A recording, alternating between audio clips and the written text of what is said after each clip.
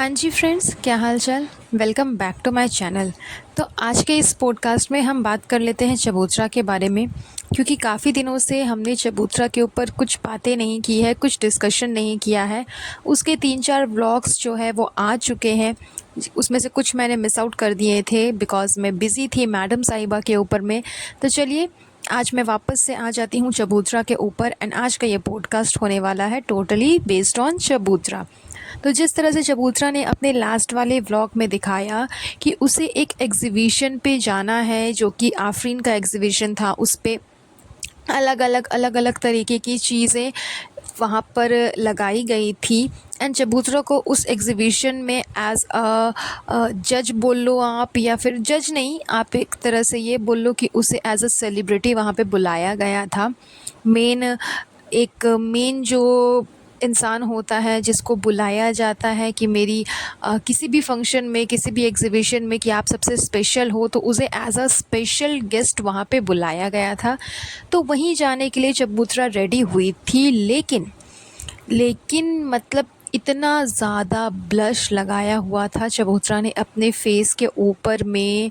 Oh my God, मतलब इसको कुछ भी नॉलेज नहीं है किसी भी चीज़ के बारे में कि क्या करना चाहिए, कैसे करना चाहिए, चाहे वो किसी भी फील्ड से हो, चाहे कुकिंग से रिलेटेड हो, घर की साफ़ सफाई से रिलेटेड हो, घर पे नए नए सामान ख़रीद करके घर को डेकोर करने के लिए हो, या फिर खुद अपने पीछे सूट ख़रीदने के लिए हो, या फिर खुद मेकअप करने के लिए हो, किसी फील्ड में कोई भी नॉलेज नहीं है। अब ये बातें सुन कर के ये बोलेगी, फ्रेंड्स वो मैंने ज़्यादा ब्लश नहीं लगाया था फ्रेंड्स, वो पता नहीं क्या हो गया, मेरे गाल ना खुद ब खुद इतने लाल होने लग गए, मुझे जलन होने लगी फ्रेंड्स, जैसे ही मैं गाड़ी में बैठी ना फ्रेंड्स, तो मेरे गाल जो है ना वो जलने लग गए, तो पूरे रेड हो गए फ्रेंड्स। मतलब मैं यही कहना चाह रही हूँ कि मैं तो अंदर से ही खूबसूरत हूँ, ये तो मेरी जेनेटिक्स में है कि मैं अंदर से ही बहुत ज़्यादा खूबसूरत हूँ। मेरे गाल ऑलरेडी वो नेचुरली रेड है फ्रेंड्स, मैंने ब्लश नहीं लगाया फ्रेंड्स। मतलब ऐसा ये पहली बार नहीं हुआ है, इससे पहले भी इस टॉपिक पे, इस बारे में चबूतरा को कहा गया था कि ब्लश कितना ज़्यादा लगाया है इसने, एंड इसकी ये पुरानी आदत है। नेक्स्ट डे जब इसने व्लॉग स्टार्ट फिर से किया, ये तो खैर एग्जीबिशन में रात को जाने वाली थी, इसके बाद इसने नेक्स्ट डे जब ये चीज़ अपने फेस पे दिखाया, अपने फेस को, अपने चेहरे को व्लॉग में, इतना हैवी मेकअप था कि अगले सुबह तक इसके फेस से मेकअप सही तरीके से उतरा नहीं था। एंड वहाँ पे इसने अच्छी तरीके से वाइट वॉशिंग करके इसने कहा कि फ्रेंड्स, मैं ना मतलब रात को इतना थक गई थी ना कि मैं अच्छे से मेकअप ही नहीं निकाल पाई फ्रेंड्स, देखो अभी भी ऐसा लग रहा है कि मैं मेकअप लगाई हुई हूँ फ्रेंड्स। अरे यार, जब इतना थोप थोप के मेकअप लगाओगी तो जाहिर सी बात है कि अगले दिन तक वो मेकअप साफ नज़र आएगा, चाहे तुम कितना भी निकाल लो।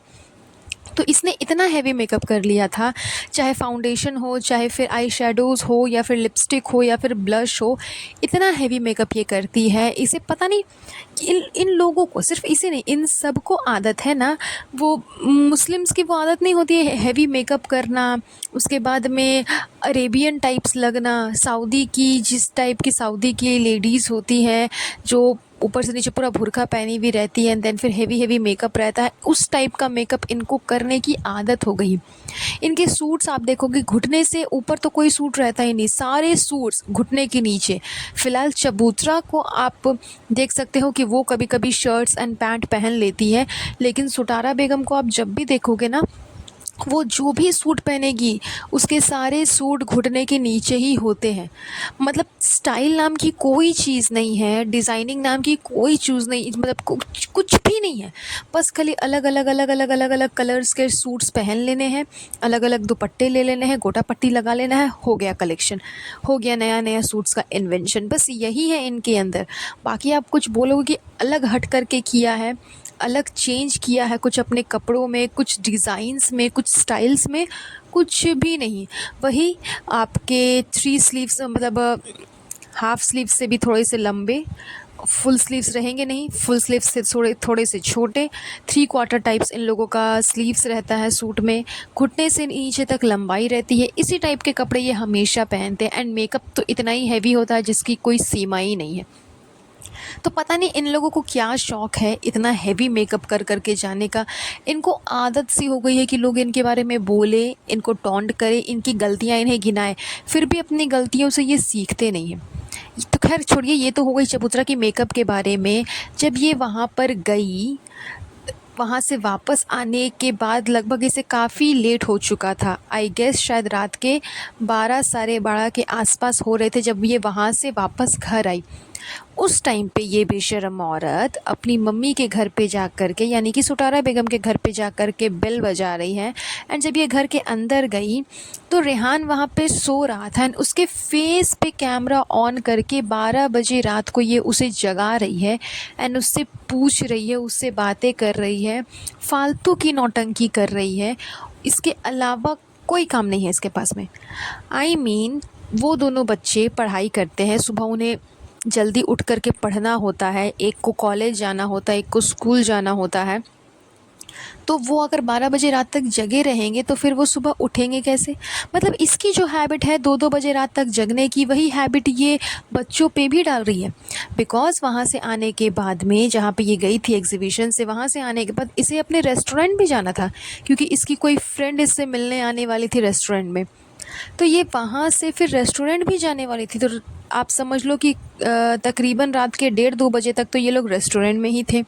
वहाँ पे जा कर के इनको अपनी फ्रेंड के साथ में रात का डिनर करना था। रात का नहीं, आप बोलो कि आधी रात का डिनर करना था। तो इसे तो जागना ही था, लेकिन अपने चक्कर में बच्चों को क्यों जगा रही हो? लेकिन इसकी ये पुरानी आदत है कि अपनी आदतों को दूसरे के ऊपर थोप देना, उसको भी वही आदत लगा देना, ताकि लोग इसे ना ट्रोल करें कि तुम ही रात को जगती हो, तुम ही सिर्फ जगी हुई रहती हो, सब सोए हुए रहते हैं। इसके बाद जब ये वापस रेस्टोरेंट जाती है, उस समय ये रिज़ा को बोल करके जाती है कि मैं आऊँगी ना जब वापस, तो तुम गेट खोल देना। मतलब सोचो कि 2:30-3 बजे रात तक तो ये रेस्टोरेंट में है, वहाँ से जब ये वापस आएगी सुबह के 5 बजे, तब रिज़ा को बोलती है कि तुम दरवाज़ा खोल देना।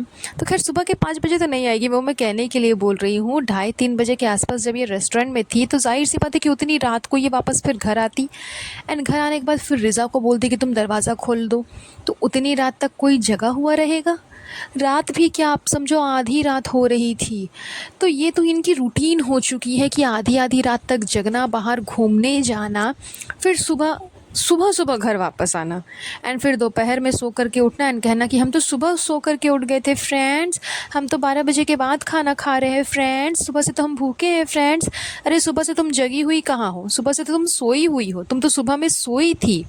तो तुम उठोगी तभी तो तुम कुछ खाओगी ना, तुम तो दोपहर में सो कर के उठती हो। इनकी मॉर्निंग तो आफ्टरनून में होती है।